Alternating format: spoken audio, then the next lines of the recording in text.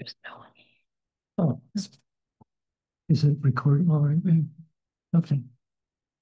So if you want more, okay? Oh, it's fine. There's nobody here. I won't take that personally. Oh, yeah.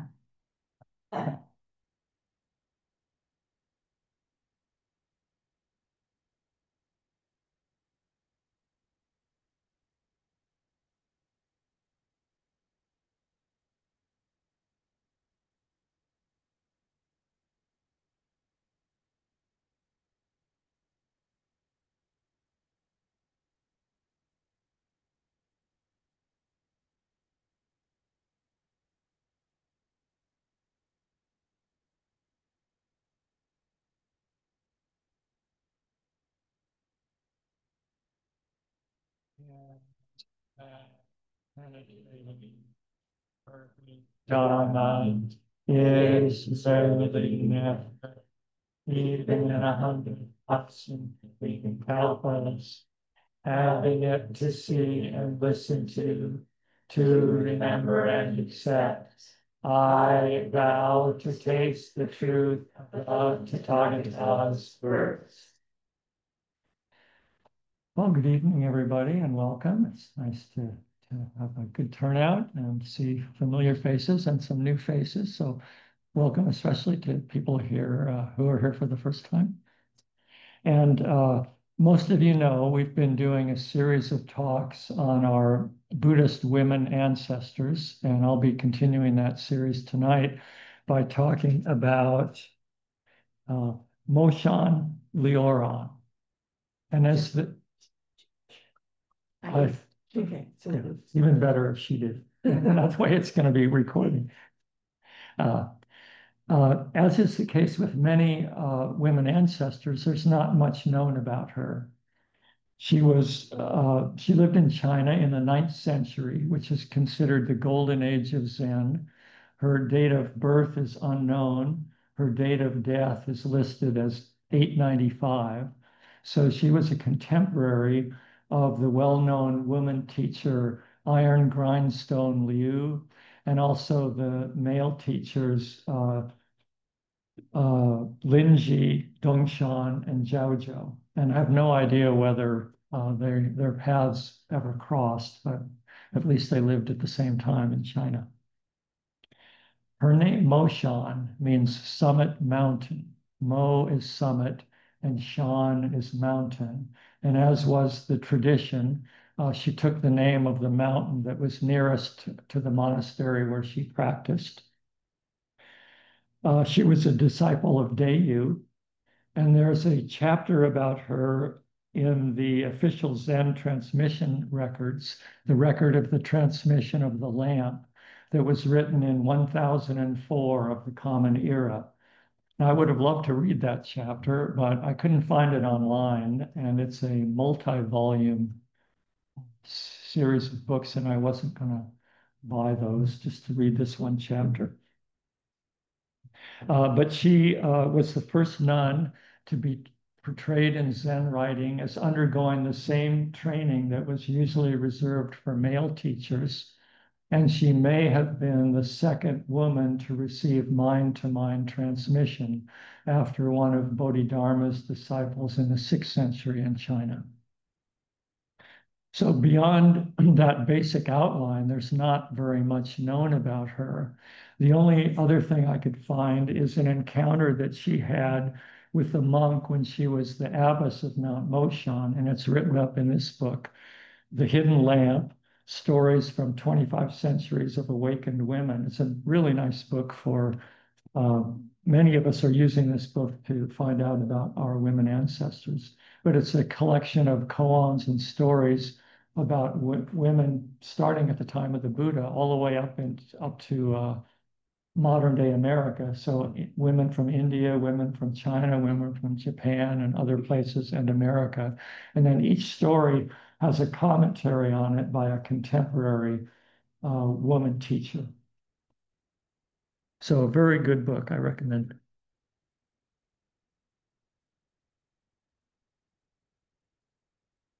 The encounter I'm going to talk about is also written up in Andy Ferguson's book, Zen's Chinese heritage.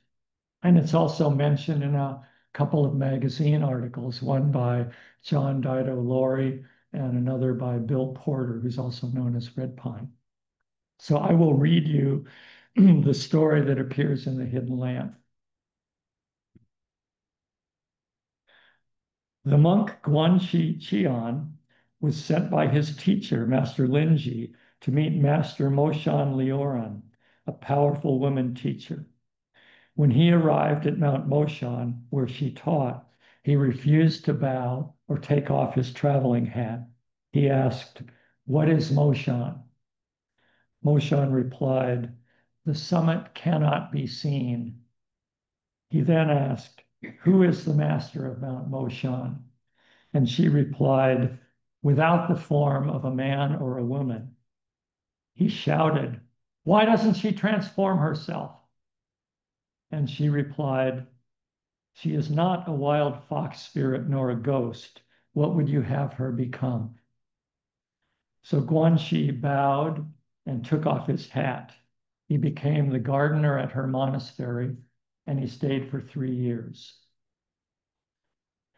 So Guanxi came to Moshan's monastery at the recommendation of his teacher, Master Linji, and undoubtedly he had expectations about what he would find there. He undoubtedly had things he wanted and things he didn't want. And isn't that like all of us?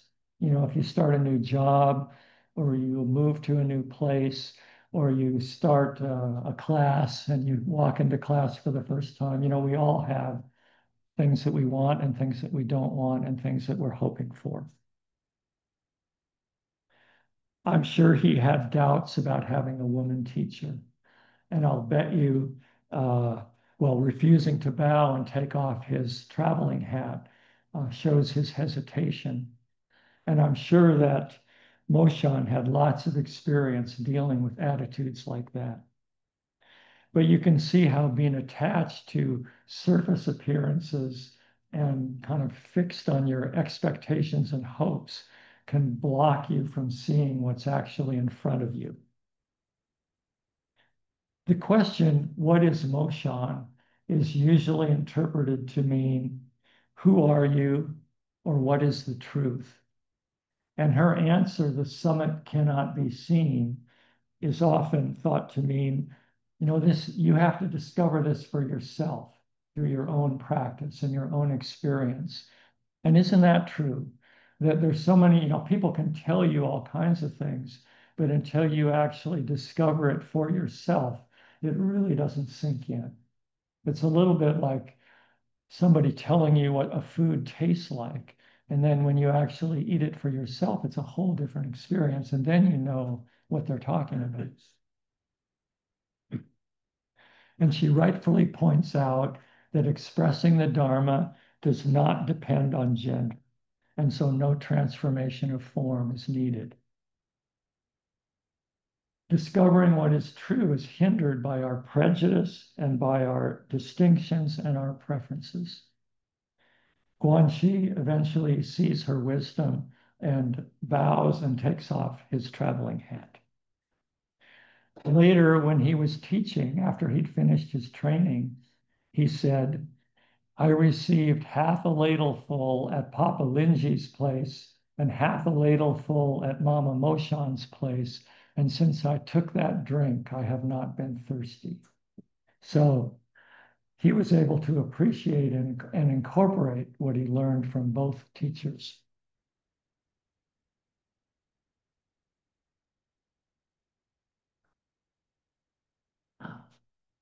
Now, in the Hidden Lamp, the commentary on this koan is from Shinshu Roberts.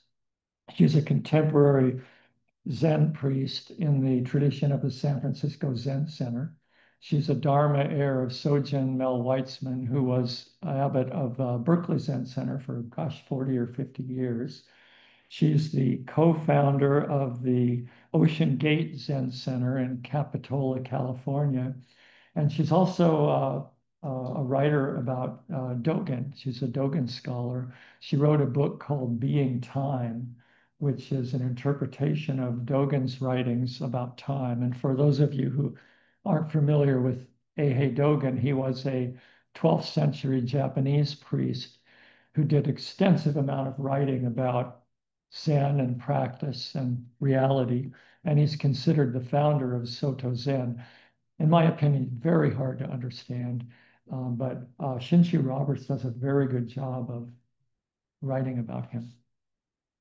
So one sentence that she said in this commentary really stood out for me. And here it is.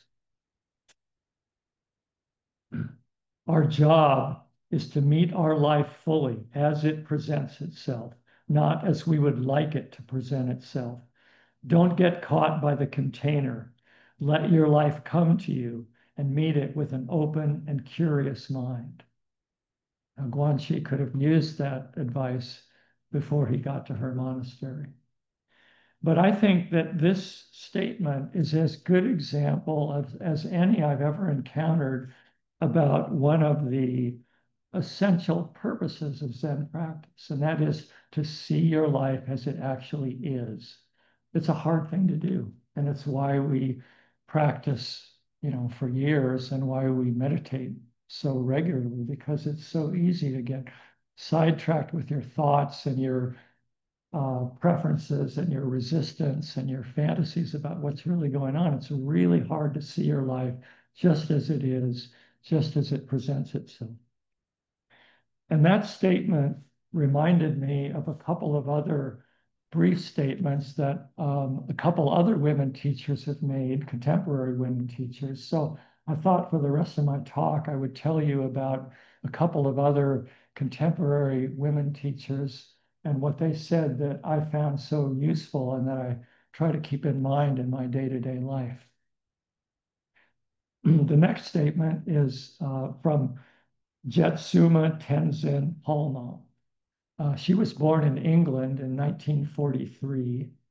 And one of these, I'd say, an amazing people, when she was 18, she decided she was a Buddhist. So she took a ship to India by herself to look for a teacher. And I think it's really interesting to either meet somebody like that or read about somebody like that, a young person who knows from a really early age, this is what I want to do, and they go for it, and they just do it for their whole life. I mean, I didn't have a clue about what I wanted to do with my life until I was in my 30s. And so I think it's pretty remarkable. And I think Tim might be like that, because I think not someone who didn't know what he wanted, I think he started practicing Zen when he was 18 or 20, and he's kept it going, just solid for 40 years. So that's pretty remarkable. Anyway, she took the ship to India. She eventually found a teacher in the Tibetan Buddhist tradition and was eventually ordained as a nun. And then she went to a monastery for 6 years, and she was the only nun among 100 monks. And in writing about and talking about those years, she said that the monks were always kind and respectful. There was never any mistreatment or sexual harassment. But because she was a woman, she wasn't allowed to participate in a number of the events at the monastery. And the monks would always wish for her that she would be born a man in her next life so that she could fully participate in monastic life. So after her 6 years in the monastery with the blessing of her teacher, she spent 12 years living by herself in a remote cave in the Himalayas, just meditating. And I'm sure she had occasional contact with her teacher, but most of that time, 12 years by herself. And then she eventually founded a nunnery in India where she lives today in retirement. So I think when she says something, we should listen, because she really put the time in. The statement that she made was in an article in Tricycle magazine several years ago. And she said, call something an obstacle, it is an obstacle. Call it an opportunity, it is an opportunity. Nothing is extraneous from the spiritual life. This is very important to understand. So everything we encounter in our life, every moment of our life is an opportunity to practice.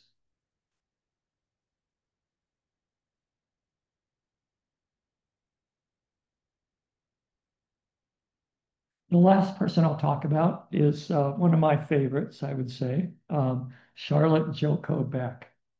She lived from 1917 to 2011, so 94 years. She was a student of Maizumi Roshi from Zen Center Los Angeles. She founded the Zen Center of San Diego, and she also wrote two books that I've always appreciated. One is called Nothing Special, and the other is Everyday Zen.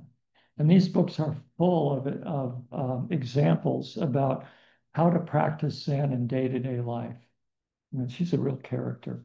Our founding teacher, Norman Fisher, who helped found Red Cedar, named his organization the Everyday Zen Foundation with Joko Beck's permission and blessing.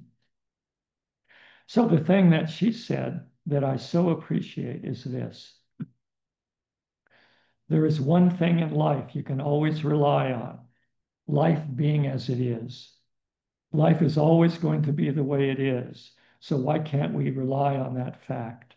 Trust in things being as they are is the secret of life. But we don't want to hear that. Now, I think what she's saying here is don't waste time wishing reality was any different than it is, because it won't do any good. You know, things are the way they are. And that doesn't mean that you can't try to fix problems or make things better.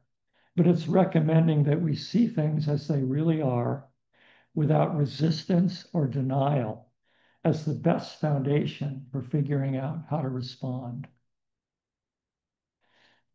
Now, I wish that I could tell you that I always keep these statements in mind and I use them every day. I actually think they're all pretty much saying the same thing. You know, see life as it is, don't fight it, and then, you know, figure out how you're going to handle it. But I don't use these all the time, but these statements are not far away.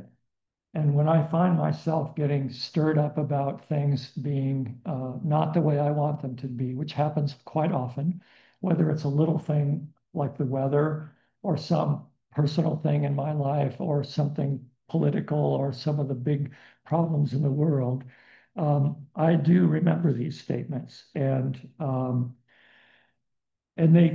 can usually draw on them to help me turn towards whatever is happening to me with some equanimity and some space to figure out, you know, what's the best way to handle this instead of just falling into my old habits, which have not, they're still there. The old habits are still there. So, for example, in February,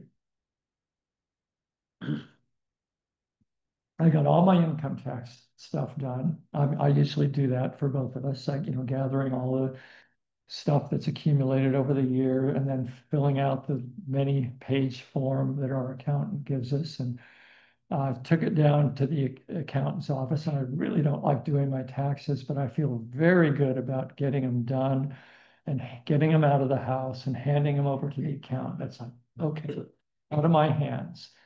And so a week or two later, the accountant calls and said, come on down, you know, sign your forms and you can pick up your taxes. So Carolyn and I went down there and we usually get, you know, last year we got a couple $100 refund. Year before we paid a couple $100, but we try to plan it so it's not too much either way. And so that's what I thought was going to happen this year, but no. We ended up owing way, way more than I've ever had to pay before. I couldn't believe it. Just like, what? I was just sure there was a mistake. And I wanted to see the accountant right away, like, how could this possibly happen?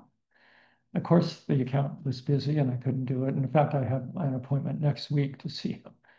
So I managed to stay calm and not get upset at the person who was helping us. And we paid the bill and took our taxes home. And I looked at him and I might have figured out what happened, but Carolyn and I talked about, well, what are we going to do?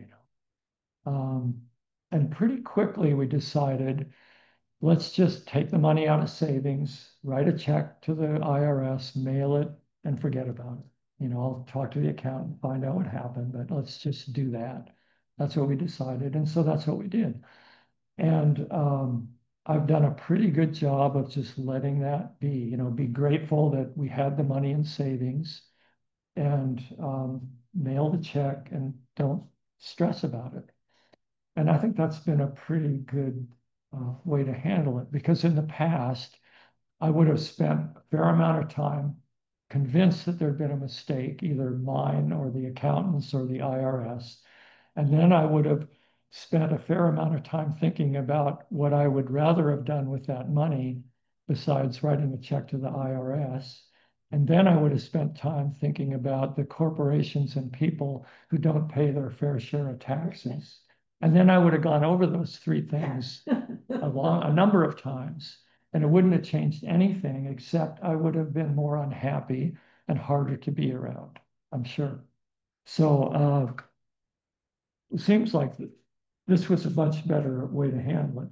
And I attribute that to, practice and also the good advice these women teachers.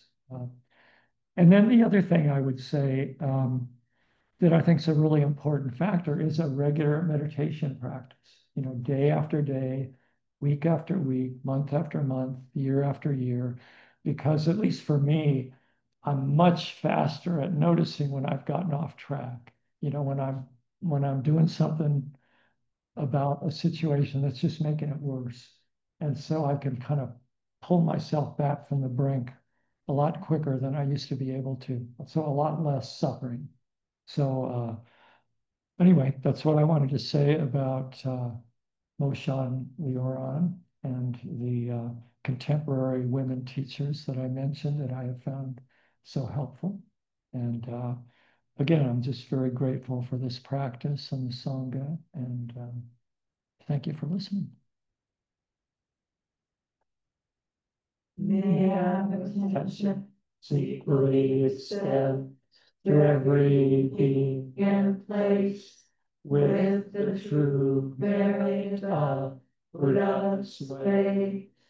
Beings are helpless, I vow to say that delusions are exhaustible. I vow to end them. Dharma gates are boundless, I vow to enter them. Buddha's way is unsurpassable, I vow to become it. I guess I should kill the, okay. Now, are we going to do the vows at the very end, or do we do now?